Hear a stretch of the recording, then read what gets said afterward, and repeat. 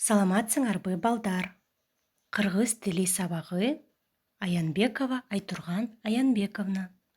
Бүгүнкү биздин тема жыл мезгилдери. Здравствуйте, дети. Кыргызский язык. Наша сегодняшняя тема — времена года.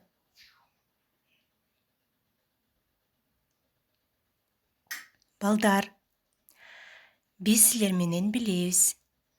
Бир жылда 4 мезгил бар.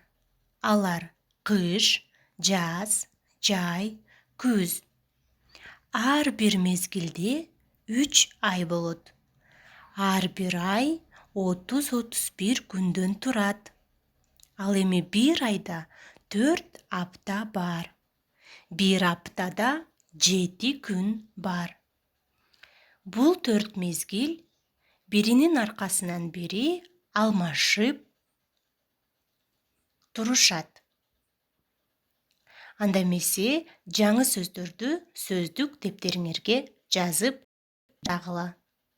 Кышында кар эрийт, жазында күн ысыйт, жайында, күзүндө тез-тез жаан жаайт. Балдар, бул сүрөткө көңүл бургулачы.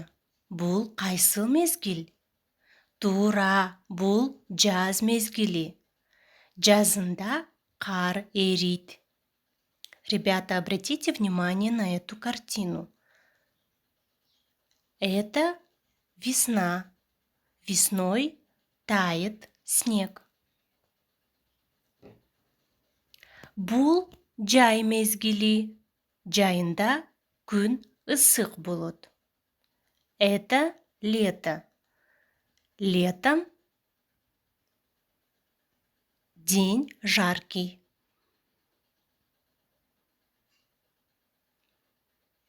Бул күз мезгили. Күзүндө тез-тез жаан жаайт. Это осень. Осенью часто идут дожди. Бул кыш мезгили. Кышында күн суук болот, кар жаайт. Это зима. Зимой холодно. Идет снег. Анда эмесе балдар, силерге тапшырма. Үлгү боюнча аткаргыла.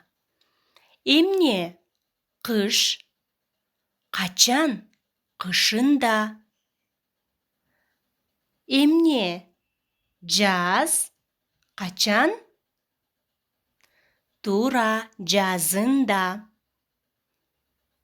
Кеттик андан ары, балдар. Көңүл бургулачы. Актан менен Акылай сүйлөшүп жатат. Актан, азыр жылдын кайсы мезгили? Азыр күз мезгили. Күзүндө аба ырайы кандай болот, Актан? Күзүндө аба ырайы суук болот, тез-тез жаан жаайт, катуу шамал согот.